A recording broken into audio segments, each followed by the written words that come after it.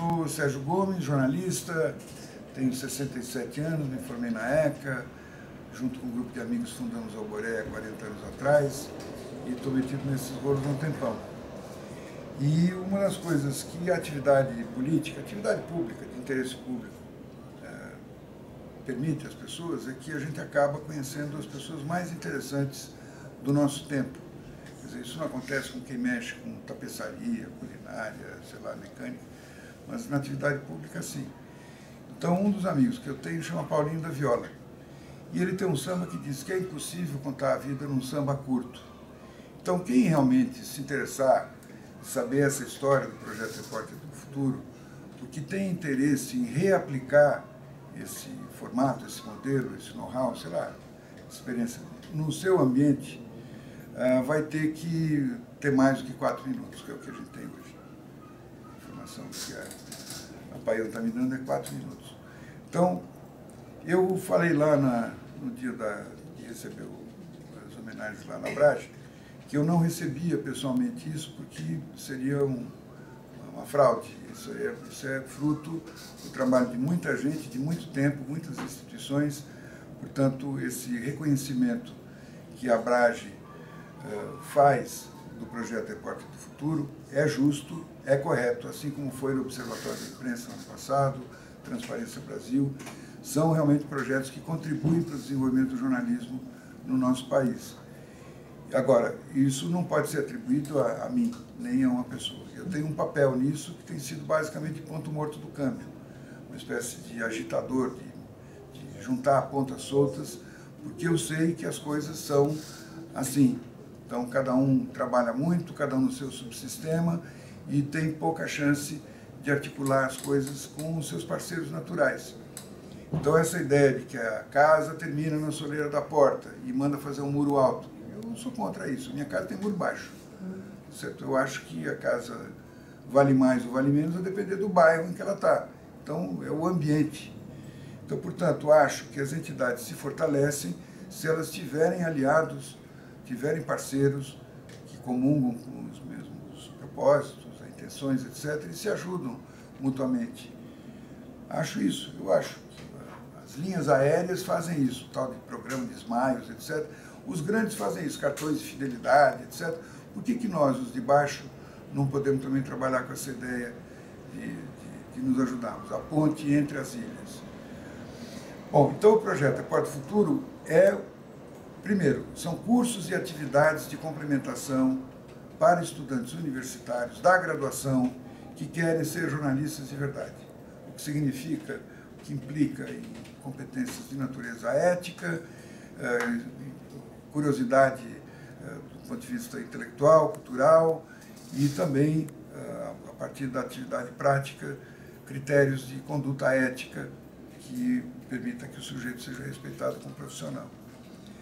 Acho, sinceramente, que não há possibilidade de democracia sem jornalismo profissional, como também não há sem professores. Não é possível educação sem professor, jornalismo sem jornalista. Mas o que eu olho por aí é como se isso fosse possível, e está se andando nessa direção.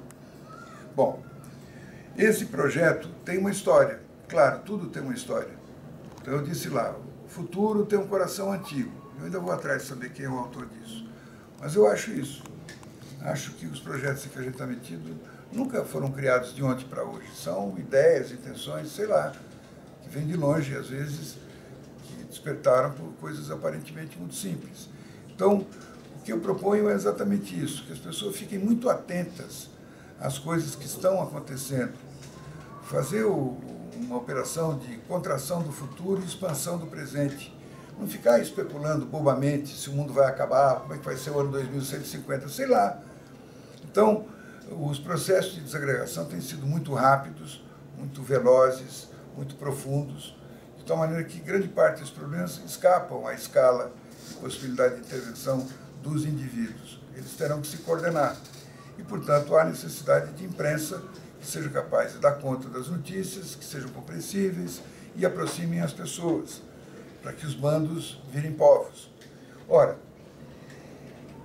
se a gente fica especulando o tempo todo sobre o futuro e esquece do presente, está cometendo uma bobagem, porque é o presente que engravida o futuro. Então, se há projetos que dizem, mas esse projeto está fora da curva, isso é um projeto completamente fora do... O padrão é outro. Sim, o padrão é esse, de levar as coisas à desagregação. Então, esse é o padrão. Tem coisas fora do padrão? Tem. Então, a primeira coisa é impedir que os projetos que estão fora do padrão, que pulsam a possibilidade de um futuro melhor, não morram. Como diz o Davi Braga, uma coisa que quase morreu, mas não morreu, está aí, existe. Uma coisa que quase nasceu, mas não nasceu, não existe. Então, sair do devaneio e ir para a criatividade. E a criatividade supõe limite. Não há criatividade fora de limite. Tempo, tema, espaço, recursos, meios. Então, o que eu proponho é que é preciso inventar a partir do inventário. A gente fazer reportagem, conhecer as coisas e fazer com que as coisas se aproximem. Porque numa sociedade desorganizada como a nossa, sobra de um lado e falta do outro, o tempo todo. Em qualquer área que você quiser, qualquer área. No entanto, é perfeitamente possível, para já, se você tem um jornalismo que faz a reportagem, mostra que aqui falta e aqui sobra, você aproxima esses parceiros para se realizar aquilo que interessa a população. Você tem um centro de saúde municipal que sobra equipamento. E você tem um centro de saúde, do outro lado, que sobra médico sem equipamento. E na rua o pessoal sofrendo. Então é preciso que o estadual e o municipal, no mesmo bairro, se articulem. E, em geral, isso só acontece quando há uma pressão minimamente organizada, como diz o professor Chaparro. Então, 95% das pautas dos grandes jornais, quando o Chaparro fez essa pesquisa na ECA, ele pegou o Globo, Jornal do Brasil, Folha e Estadão, durante 6 meses, se deu conta que 95% das matérias publicadas tinham tido origem nas assessorias de imprensa, ou das secretarias, ou das autarquias, ou das empresas. Portanto, quem consegue organizar o seu discurso consegue emplacar. Grande parte dos de baixo, dos fudidos, não tem assessoria para poder apresentar o seu argumento. Então, terá que se valer de repórteres sensíveis, competentes, para ir atrás, como é o caso desse menino de 18 anos, o viciado em cocaína, entra a rota lá na favela do Moinho, o garoto apavora, como qualquer pessoa, corre, entra dentro da casa dele, que é um barraco, pois a rota não entra, tortura durante meia hora o sujeito, mata ele com um martelo, quebra todos os dentes, 4 tiros, 6 tiros no peito e no abdômen, com a família toda. E aí? Tá certo? Quem é que faz o relato desta comunidade da favela do Moinho? Essa associação tem uma assessoria de imprensa para produzir um release e dar a sua versão. Isso terá que ser papel dos repórteres do futuro desde hoje. Então, portanto, não estamos falando de coisas lá longe. Nós estamos falando de coisas que são possíveis de ser feitas por qualquer faculdade. Não tem aula sábado, nem domingo. Portanto, tem instalação ociosa. O Pedro Ortiz, que é o coordenador dessa redação laboratório, ele era presidente do canal universitário aqui em São Paulo e dirigiu durante anos a TV USP. Ele e o Daniel De Thomas, o atual presidente do canal, que é lá do Mackenzie, fizeram um inventário de quantas câmeras digitais estavam à disposição das faculdades que têm curso de jornalismo aqui em São Paulo. Fizeram esse levantamento criterioso e chegaram à conclusão que isso resulta numa frota maior de câmeras para fazer reportagem externa do que TV Globo, Bandeirantes e Rede TV juntas. Que tal? Então não é falta de equipamento.